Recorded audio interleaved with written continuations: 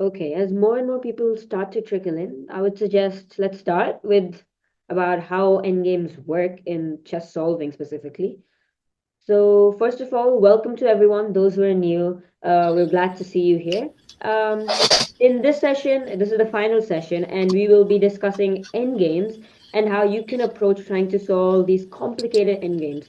And these endgames will not be the usual, rook endgames which you see in chess games or like a bishop endgame, but instead they'll be more complicated, and you will have to traverse through them in a way that so that you're able to win or draw depending on the stipulation. So let's start, Marian.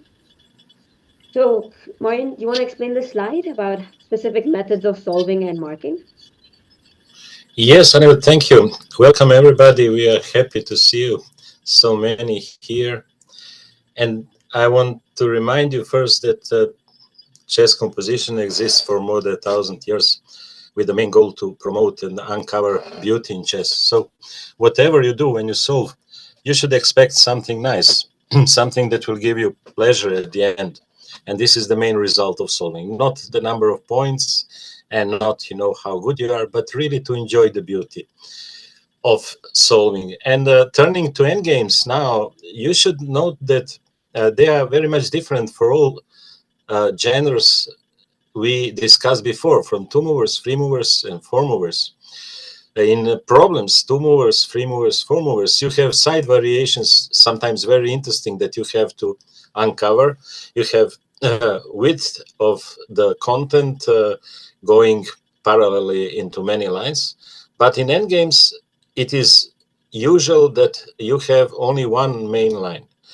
And this main line leads to the final goal. And final goal is something that should be beautiful, surprising, unexpected, something that should make effect on you. So if you solve endgame in the competition, you will get as much points as closer you get to the final position. So you can get 1, 2, 3, 4, or 5 points when you get there. And about the difference, another difference between problems and endgames is that in chess problems, very often main surprise is at the beginning itself. While in endgames, usually, especially in classical endgames, usually the main surprise comes at the end. Before this end, you have to play some normal, good chess moves, like logical, but then comes the moment when you got stuck and you don't know where to go because it seems there is no solution, and then usually comes the surprise. So these types of surprises are listed here, like beautiful mate or stalemate, or surprising domination of weaker pieces or stronger pieces, or positional draw, perpetual check, fortress, and so on. Of course, we don't have time here to check them all, but we will check some typical, and you will have chance to discover and to solve some typical final motives. Okay, Anirudh, let's keep Yeah, going. very nice. So, our first problem is a white to plane win problem. And in this, it's like a teaser of what you might find in endgame studies that is rarely seen mating pictures. These are not the usual mates that you will find in chess games. And so, you should always have in mind possibilities for a surprising mate, an unorthodox one, which may not come to you quite quickly. And that is, one of the most spectacular endings of the study. So, this problem is by Richard Reti, who was a famous chess player as well, and I believe he has lots of endgames named after him. And this is a composition which he made 100 years ago, which is a white to play and win. It seems super simple at first, right? You have a rook and a bishop. Surely you can win this with ease. But guess what? There's a black pawn on b3 that is going to promote. So how do you navigate through that? White to play and win, and take yourself around 30 seconds to first just look at the position, see what's going on before trying to write the answers down in the chat. Once again, to remind you, it's not enough to write only the first move, because for the first move you may get perhaps 1 point, but you have to come to an end. Here you don't need to write much, but you have to write at least first two moves. Yep, and we've started to receive some right answers already. Very well done. I think this one is quite a famous chess composition in itself, and it's quite unorthodox that such moves have to be played just against a lone pawn, but it's interesting. In these problems, there's almost only one way to get the desired stipulation, win. So another strategy while solving is that if you see multiple lines in which it could lead to promising results, it's probably not the right answer because you might have missed something. On that note, I think we've started to read some wrong answers as well, which is nice to see, as this will be a learning opportunity for everyone.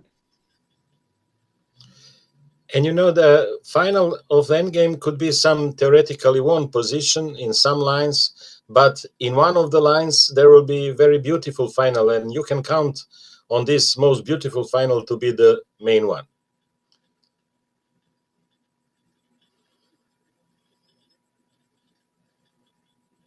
Yeah, I think what Marian mentioned earlier about having both the side variations as well as the main variation written down, just in case if you're not able to figure out which one is the main line, you will still be able to receive some few points for what you've written.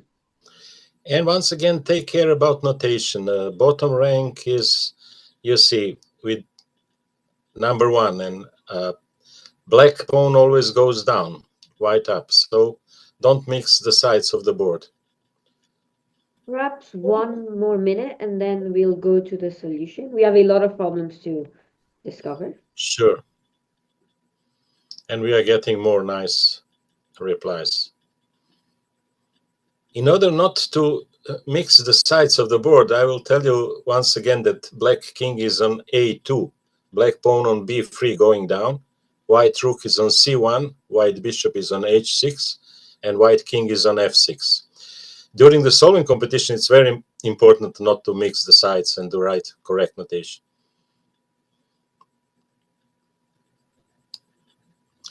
So apart from several correct solutions, we are also getting some wrong ones that we will analyze later. Once again, white to play and win. A nice question has been asked. Do I have to write all variations while solving the puzzle or only the best move? Well, it really depends. You see, if you know that it is the best move and if it's leading to a spectacular ending, then perhaps you don't need to write all side variations. But if you have a bit of doubt as to what black's best move is, it's there's no harm in writing all the variations down, which you can see. So the position is such that white can lose bishop but can't lose rook. It has to preserve rook in order to win the game and has to get rid of black pawn. Okay, let's start. The Yeah. right answer, as many of you found, was rook c3, b2, bishop to c1. And perhaps I will play it out on the board so that you can see it better. Here, the important move is to play rook to c3. I think one very interesting try which was there was rook h1. The idea being that now you're going to play rook h2 check and try to stop this black pawn. Black plays b2 and then rook h2, pinning this pawn. And the important thing now is that black cannot play king a1 because there is a move something like bishop to e3. If you promote, bishop d4 check and you'll lose the queen. Instead, you play king to a3, and again you're threatening b1 queen, after which there is nothing which white can do. Something like rook h1 is met by king a2 again. Sure. Uh, Others had ideas of bishop to g7, but no, simply b2. Again, if you play rook h1, b1 queen, there's nothing. And yeah, and one, of course, nice try was playing bishop f8, b2, rook c3, with the right idea of trying to checkmate on a3 like that. But sadly, king b2 is present. So the right move is to play rook to c3. The idea being, if you play b2, the stunning move bishop to c1. If you capture it, then of course white captures, and it's a theoretical win. If black, however, promotes to queen, that's where rook a3 checkmate occurs. And just another, if black plays something like b1 knight, well, you can just move the rook away, and you're still a rook up, so this should be a one endgame. But yeah, the main line is to play b1 queen and rook a3 checkmate. Moin, anything to add? Yeah, just to announce that next endgame study will also have mating motive, but it will be more complicated with longer introduction. This example is one of the shortest ones. It's practically lasting only 2 moves. And then if solving, you would probably get, for instance, like 2 points for the first move, and after b2, 3 points for bishop c1 as the most spectacular move. But next one, you know already that there will be some surprising mate, but next one will be longer, and then we could really follow move by move to stop after some correct moves and to keep going on, because you will see that some endgames could be quite long. Okay. Yeah. So the next one is another one, and we'll give you a hint. There's a mate in the middle of the board, but you still have to try and find it because it's quite surprising. So it's White to Play and Win by Harold Lomer in 1935. And just a reminder that the name on top of the board, this is the name of the composer who made it, and of course the year which he made it in. Because all of these chess problems are, they're not just discovered by an engine, they are thought of by, the human brain and the human mind, especially in years like 1935 where there was no engines to even check it. So these are all, something which humans have thought of. And if you want to also try making these stunning chess problems, then we'll give you some links and articles towards the end of this session to help you get started. Yeah, but right now the session is about chess solving, and so White to Play and Win. Since the solution is longer than previous, you could try first to find the correct first move. And then we will see, after getting enough of correct first moves, we could keep going on. Yeah. No, we don't know how many moves one endgame lasts. And that's why endgames are so difficult. For problems, you know exactly 2, 3, 4. But as less a task is specified and defined, as more difficult it is. That's in all the spheres, like in mathematics too. So you don't know how long it will last. You have to find it. And again, take care about notation. Don't turn around chessboard. White king is on g4, black king on e5. Now we already got some interesting answers. First move correct, second move wrong. So for now, we will concentrate on the first white move. Let's see what's the best white move. It's obvious that white can win only if he keeps pawn on the board. So exchanging pawns leads to draw. Bishop and knight against knight, draw. White has to count on his pawn and to keep it as long as he can as the only threat. It's important to have these guidelines in place, like, if we know that we can't exchange the pawns, and so we should center our play around keeping that pawn in place and trying to promote that pawn, maybe. In this case, you can really look for the first move by elimination. For instance, if you capture pawn captures pawn, knight captures c7, draw. If you play d7 with pawn to keep it on the board, knight f6, check, and knight captures pawn on d7. So by elimination, if you try knight c6, black captures pawn immediately. And by elimination, there remains only one logical first move. So for now, we've got several correct first move. Let's see what others write.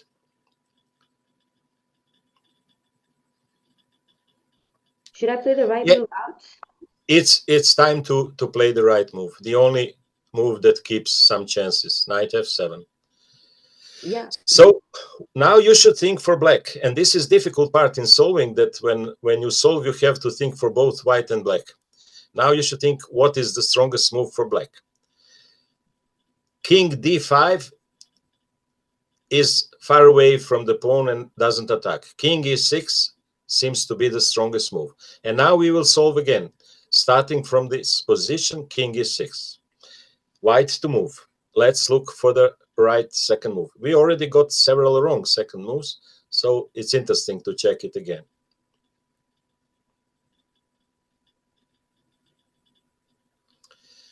Black attacks both knight and pawn. Okay, several solvers wrote bishop f5. Let's see why it is wrong. Let's play bishop f5. King captures f7, yes. d7, knight f6 check. And no win. These type of pesky forks by the Black Knight are very common in endgames, I think. And sometimes it's hard to visualize them as well. So you should be wary of, this Black Knight is very suspicious on G8 doing nothing. Maybe it can be used, after which something like King G5 knight, and this is simply a draw.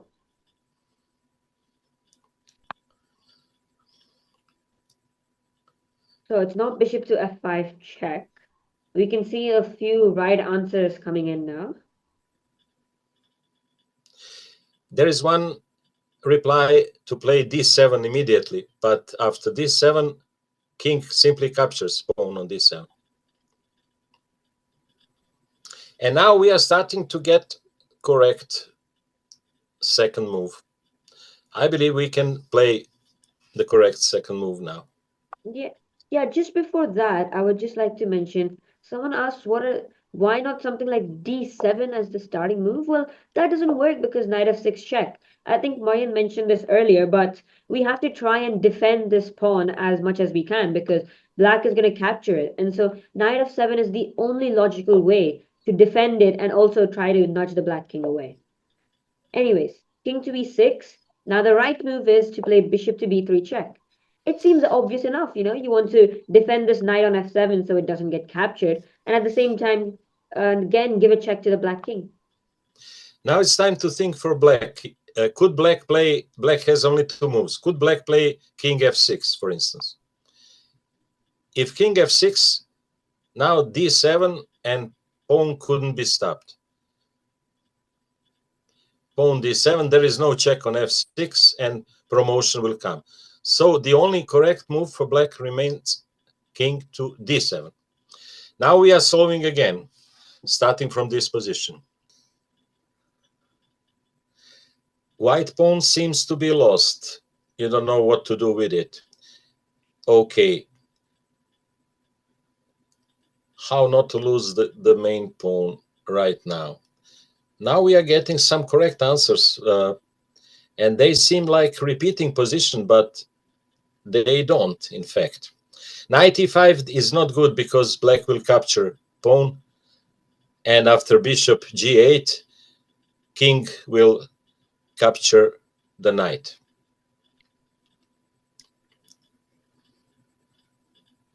Again, I think at the start we mentioned that, we should base our play around this white pawn itself because that is the key which we hold so that we can win this position. And so we should look at moves which do not lose this pawn so quickly. One of the suggestions is king f5. After king f5, black can play pawn takes pawn. King f5, pawn takes pawn.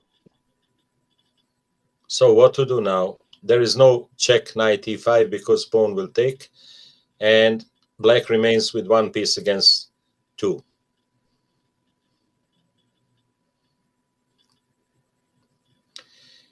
And now we already have several correct next moves. So we can play bishop a4. Now it's time to think for black again. Where to go, c8 or e6?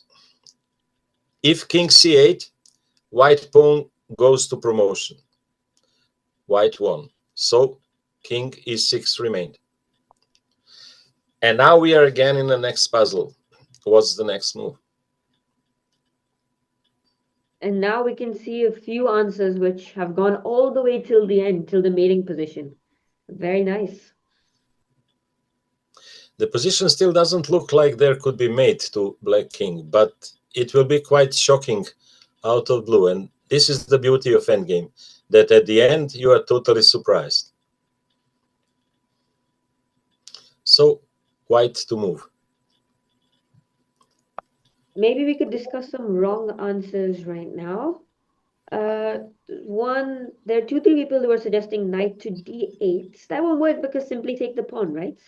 We Yeah. can't afford to lose that pawn.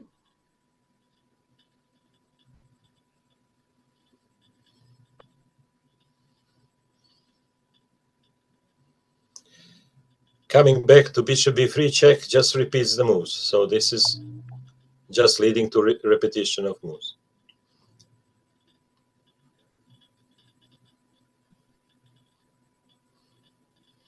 But to those who are raising their hands, we would just pen down your questions in the Q&A if you have any. We'll try to discuss them at the end. Okay, I think we should go with the right answer now. Yeah. The right answer here is to play d7. Somewhat shocking move, right? Because as we saw earlier, black can play knight f6 check and just capture this pawn. But here comes the surprise. White plays king to g5. Black, unknowing of what's going to happen, captures this pawn on d7 and bishop b3 checkmate. Ooh, Wonderful. there's nowhere black can go. And the point is that now this black knight itself is blocking this black's king's freedom. And this white knight covers d6, e5, this white king covers f6, f5, and this bishop covers these squares as well. So, mates in the middle of the board. It was quite surprising, and I don't think many would have been able to see it at the starting position, with so many free squares for this black to be taking. So, all in all, this is one of the main and interesting things which chess compositions and chess solving offers. It's this element of surprise and creativity that is involved. Yeah, true, Anirudh. Surprise is the main thing in chess composition. You should always count on surprise. So this is the full variation which you would be required to write down to get all of the points. Next one, Marian. Yeah, okay, we can just tell, for instance, a distribution of points would be knight f7, 1 point, bishop e3, next point, bishop a4, third point, d7, fourth point, and king g5, probably fifth point, something like that. So if you don't come to the very end, you still get some points. So let's move on.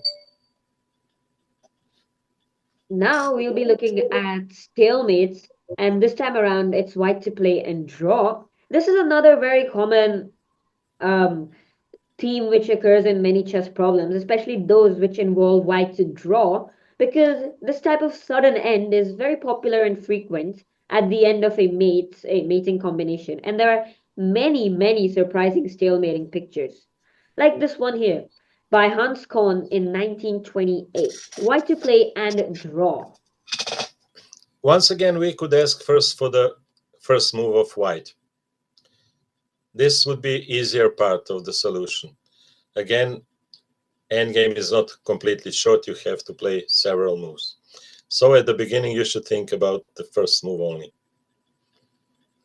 Yeah, we are getting some correct first moves. Yeah. Yeah, I think, okay, first of all, just do look at your notation, whether it's right or not. But I think the first move is quite self-explanatory, how we have to approach this problem. And we've got one fully right answer till the end as well. Well done. In this case, by now nobody played a wrong move, and the wrong move would be to capture queen immediately, and then white couldn't catch black pawn anymore. So for now, we are starting well, and I believe that we can play the first move on the board to see what's going on. Rook into e4 is not the first correct move because simply king into e4. And now the thing is, this black pawn on b4 is going to promote. We can't do anything about it. We're not in the square of this piece. So the right move is to play king to f2, support this white rook on e3. Now, what does black play? Black's most logical move here is to push this black pawn, try to promote this. So now, white's turn again. What do you do? Correct. One question has been asked in the Q&A. In the contest, will they tell us about whether it's a win or a draw? Yes, they will tell you whether it's white to play and win or white to play and draw, so that you can keep that in mind.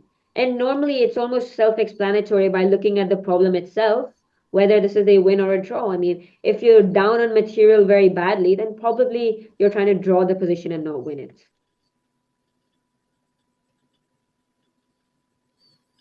A lot of wrong answers coming here as well. So, And now it is more difficult to count what happens with pawn ending. Yes, now it's not so simple. okay, perhaps we play the next move out as well and see why one move does not work. Rook into e4 check, king into e4 was one thing which many had tried. Now white plays king to e2 because it's in the square, but the problem is b3, king d2, king d4. Now white is in zugzwang. Where does he go? If he goes king c1, king c3, king b1, b2, and it's simple enough. King a2, king c2, black promotes. Similarly, wherever you go, king d1, then simply again, sorry, not king c3 here, king d3, taking opposition, after which king c1, king c3, and it's another win for black. So that's not possible. Instead, the white should continue to maintain this so that white can take the opposition himself and play king to e2. Now black plays b3, and this is the most important move of the study. What does white play here? Now take a deep breath and look for the right move. And remember what was the theme of this part of lesson.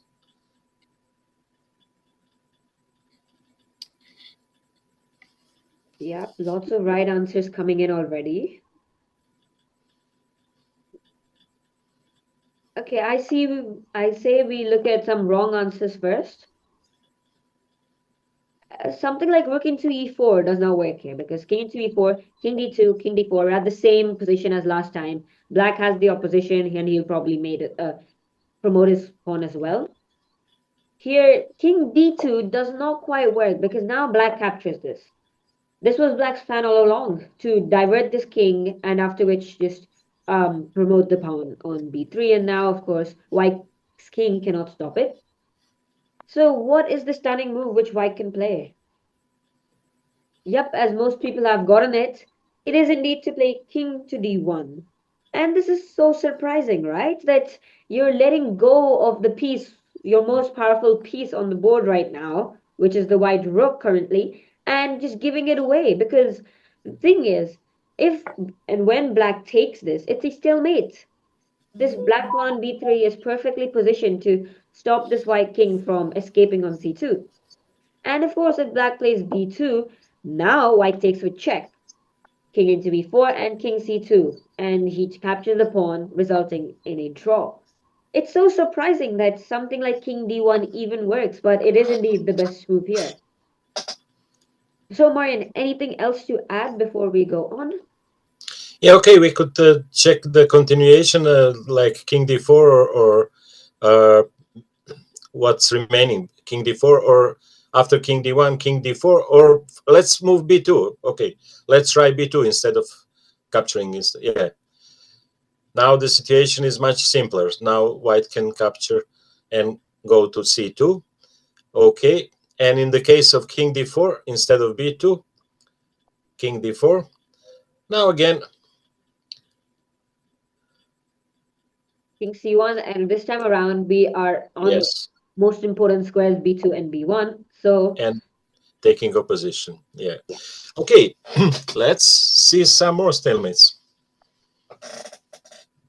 So this was how you were supposed to write it out. I think it's important that you mention that if you capture queen into e3, it's stalemate, and perhaps give one more variation down as to what you will do. Okay, so this is another stalemate, White to Play and Draw by Henry Wienik in 1918, more than 100 years ago again. This time around, it's not quite obvious what's going to happen. I mean, white has only a bishop on the board, but black has these three very dangerous looking pawns on d4, e3, and f2, which are going to promote soon. So, how can you stop it?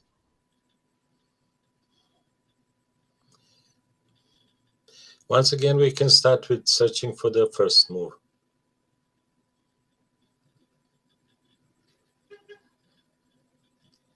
And there are several candidates this time. It's not so easy to be sure what's the best first move. Yeah, this time beginning is difficult. It's obvious from your replies. Most replies are wrong by now.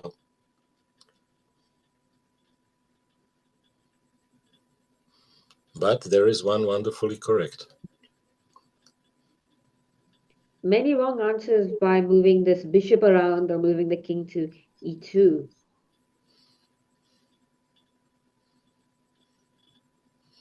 Yeah, maybe we should see first the wrong answers. Sure.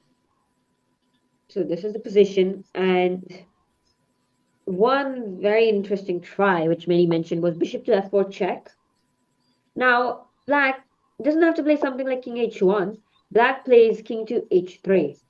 Now the problem is white can't really do anything, if because black's plan is simple. If you move something like bishop to h6, black plays king to g3. Then you move king to f3, and then you play e2 mates, and there's nothing which we can do about it. Similarly, if you try and attack this pawn, it'll just move forward. Now something like d2 is threatened followed by mate, so we can't do anything about that either. And bishop d4, d2, and you can't of course capture because d1 queen is present. So bishop f4 check doesn't work. Similarly, something like king e2 is a disaster because king to g2 and f1 queen is unstoppable. So what is the right move in this position?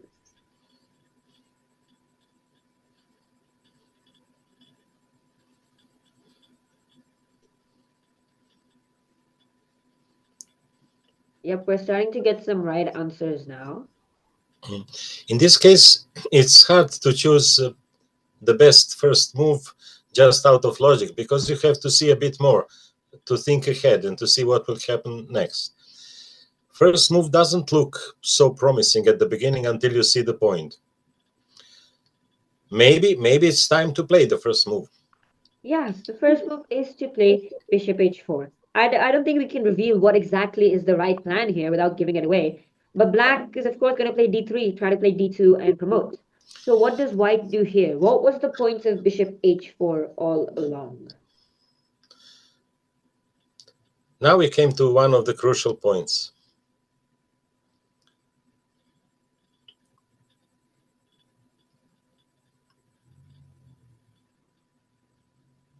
One interesting and funny idea is to play bishop to g3. Of course, exploiting the fact that if king into g3, it's still mate. But no, black will simply move up, and it's the same dilemma. What does white do afterwards? Okay, Marian, perhaps you should give the right answer now. Yes, we still have some moves to find. Okay. Bishop into f2. The point being that now if you take it, white takes, and soon white will also capture this d3 pawn, which will be after which it will be a simple draw. On the other hand, black has now a few options. He could play something like e2 check, but no, simply king to e1, after which white will next play bishop e3, bishop d2, and there's nothing which black can do. Something like king g2 is met by that. So the most obvious black move is to play d2. And this is the most crucial problem which you have to find. So when calculating at the start, when you would think, oh, bishop h4 is the right move, this is the position which you should visualize to see what's happening. What's white's best move here? Why to move? Again, not simple choice. There are a few good candidates, but only one is correct. Okay, very interesting try bishop g1. This is something to be checked on the board. Bishop to g1. Black now is should be wise enough to play king to h1 here. Because if something like king to g3, whites can now play king e2, defend all of these, and there's no promotion happening anytime soon. However, black plays king to h1. Now something like king e2 is not present because king into g1. So indeed, bishop g1 doesn't quite work. And now think again about the title of this part of session. So maybe time to show the right move. Several correct answers. Bishop to e1. Quite a stunning move, really. The point is now if black plays any random move, white will capture this, bishop into d2, e into d2, king e2. So that's not possible. But the main point is, what after d1 queen? Oh wait, that is stalemates because white can't play any move now, and this bishop on e1, a powerful piece in itself, is also pinned by this black queen, and due to which white's king can't move anywhere, and it's a stalemate. And some curious people had also mentioned d1 rook here, after which white plays king to e2. Black rook has to move somewhere, and now white plays bishop to b4, after which white will simply capture this e3 pawn. Black's rook can't defend it in time properly, and so this will be a draw since rook versus bishop is basically a draw. So yeah, that was about it. The important move here was, of course, bishop to e1.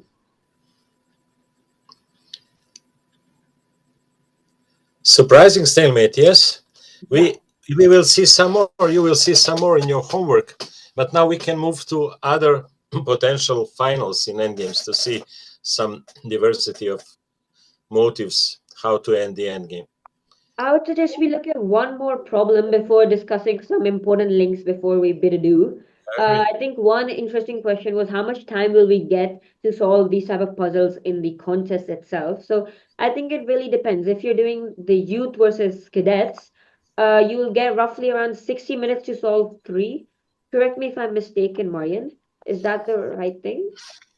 60 minutes for 8 Oh, problems, yeah, for including all mate eight. in 2, mate in 3, and endgame. And for youth, 13 years and older, it's 90 minutes for 8 problems, including mate in 2, mate in 3, mate in 4, and endgames. So yeah, our last problem for today will have some sort of domination in place. What this means is that we're trying to put a strong black defender in a surprising trap. This could be like a white knight trapping a black rook, or a white bishop trapping a black rook, and so on. And the most popular tactical motif to do this is, of course, the knight fork, as you will see here. Again, a composition by Richard Reti in 1922, the same famous chess player and also a famous chess composer. So, white to play and win this time.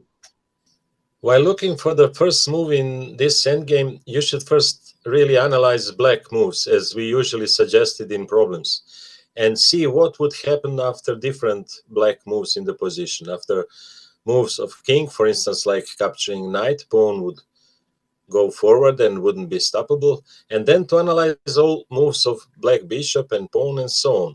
This should lead you finally to the first white move. Not to start immediately with selection of white move, but first to check all potential black moves in this position.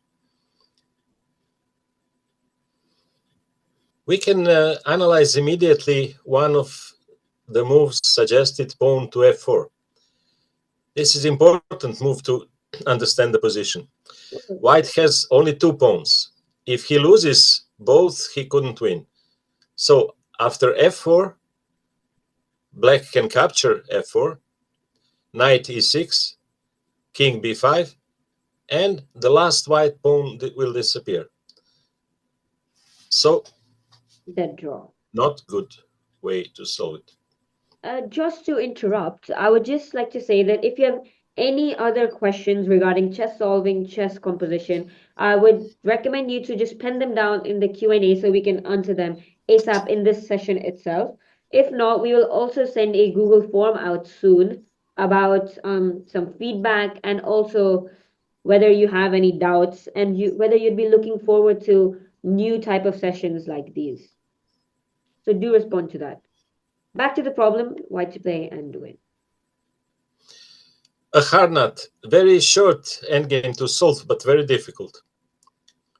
It's very peculiar position already. If you analyze a bit possibilities of black bishop, you will see that black is not in so good position as it looks.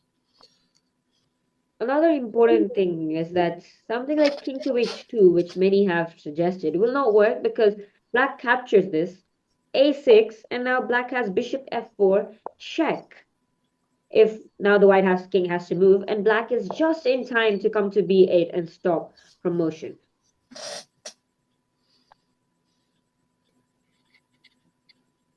Okay, we've got some right answers already. Should we discuss it out? or perhaps wait a few minutes?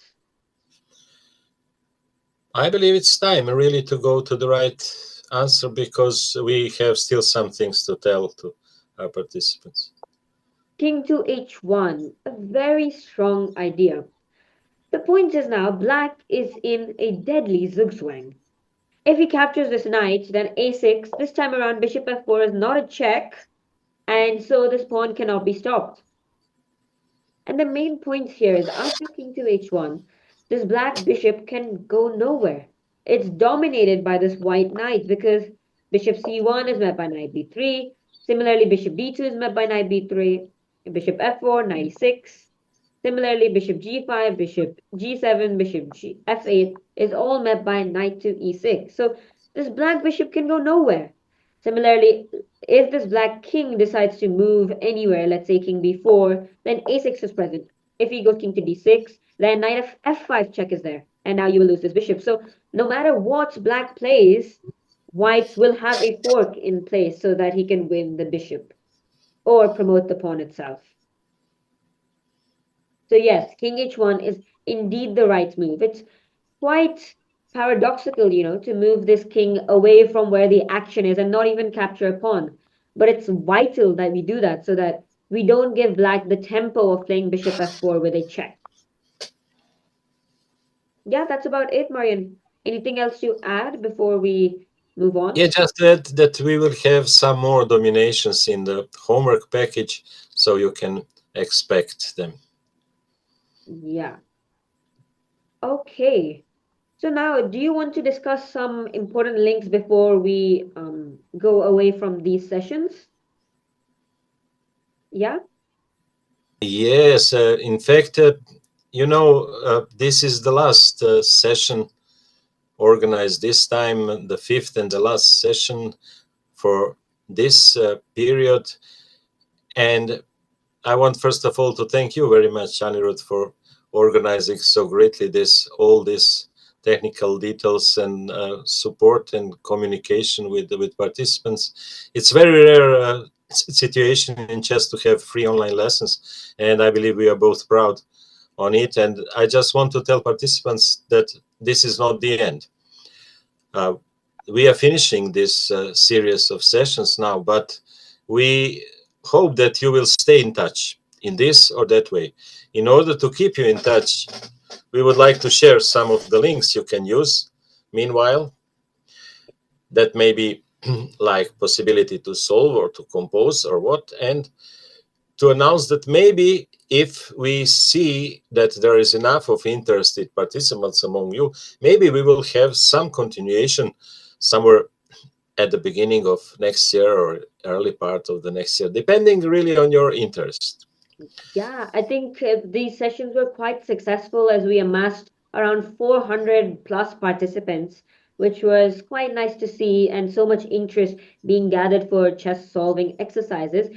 These sessions were, of course, designed in order to accommodate you and prepare you for the World Youth Chess Solving Championships, which will be happening in Brazil and in Italy, 4th November 2024 and 21st November 2024. And so in the chat, I have shared some links for each of those registration forms for Brazil and Italy. So do try and register for them if you want to. And these will be proper in-person chess solving events where you'll be given a piece of paper and you'll be asked to write the solutions down. And of course, you'll be able to move the pieces around. As we had discussed in the first session about how these solving championships work. But of course, I've shared the links in the chat, so if you're interested, please fill it out quickly so that you can see. We've got many people already signed up. In chess results page itself, we have a specific section for WFCC, as you can see, in which the World Cadet Chess Solving Championships and World Youth Chess Solving Championships are present. So of course, and there are age categories involved as well. So, of course, it would be very nice if you could also join in and use the knowledge which we have given you to solve these problems. Of course, though some may not be traveling to the Youth Chess Championships and so may not be able to.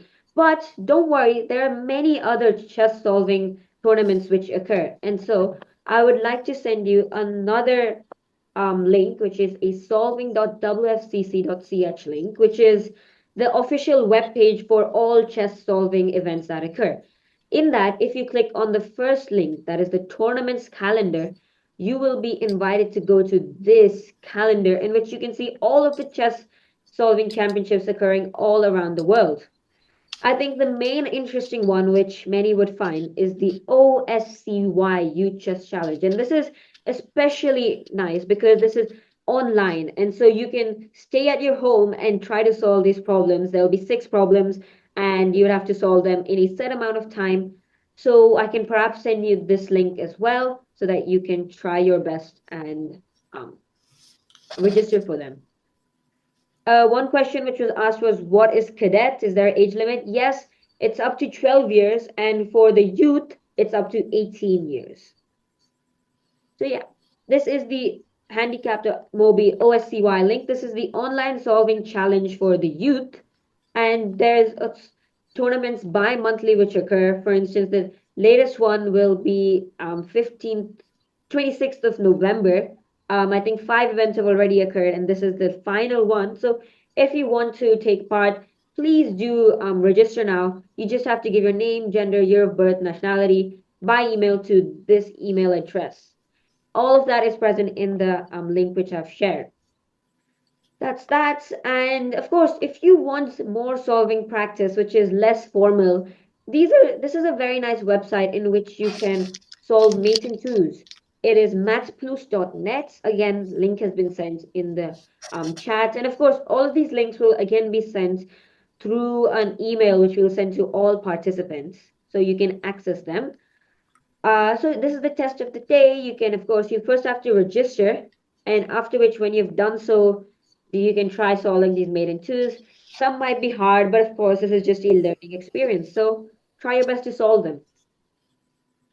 If you want more details as to how to solve problems, there is one very nice website which I personally like a lot is the Australian chess problem composition website, ozproblems.com, and that has a lots of interesting articles about how you can solve different themes, different problems, and other types of compositions and genres, like three movers made in threes, direct mate problems that require white to deliver mate by third move, and with some examples too to guide you as to how to solve them. They also have weekly problems, so you can check them out as well. So overall, it's quite a nice website. Uh, yes, the youth chess composition is free of charge, and you don't have to pay anything to actually take part in it. Okay, finally, if you want to take part in, if you want to try and compose these type of stunning problems which we showed you, because all of the problems that we have given to you in the past 4 weeks have been made by a person and by a human being, and they have used their wits and creativity to make this problem so that they can amaze chess solvers by trying to solve it. And so if you want to try and do a similar thing, Marian, what advice do you have to aspiring chess composers? First of all, in the Google form you will receive later, you will have a question to think about. If you are really interested in composing chess problems and endgames yourself, you could also get a kind of help from us or advice. But you need really to write it precisely what you are interested in and what you would like to get to know. And Anirudh and I were talking about maybe if we have enough of interest, maybe we could organize a specific type of preparation for those who would like to create themselves, not only to solve. Then, yes, we could maybe analyze together what you have composed, either individually or in group, discuss how to value such work, how to check originality, how to improve them. And if you are already deeper in composing, we are warmly advising to take part in the Youth Chess Composing Challenge organized by our federation every year. And you can see all the details in the announcement of this year 8th Youth Chess Composing Challenge. what are the groups, what are conditions, something about the set theme for all participants to compose, and other details. So this is kind of final goal for you if you start composing now to get involved in this competition. And if you write to us that you're willing to try, then you can allow us to write to your email address announcement when it comes. Yeah, we would very much like to see among you someone who is really willing to compose himself or herself. We will try very much to support it and would be happy about it. For now, it's great experiment for all of us, and I want just to thank all of you and to tell you that this is not the end. We will be staying in touch in any possible way we could afford. Yep, I think our main form of contact would, of course, be email. And so we will indeed share you a Google form soon in the next 3, 4 days, in which you can pen down your interests, what you would like to see from these sessions, from future sessions, feedback for these last 5 sessions, and of course, whether you'd be interested to take part in such solving competitions or composition competitions as well. So I think with that, I would first of all express my gratitude to all the participants that joined and took part in these chess solving sessions. It was a pleasure to conduct them and give our knowledge to all of the youth in the world who are interested in these type of chess solving sessions. And of course, we would like to conduct more in the future as well. And so we would need your help in figuring out how what you want and what the audience wants for us to do. So please fill out the Google form ASAP when we send it out. With that, I would like to thank you for all 400 participants that joined. And yeah, that's about it from me.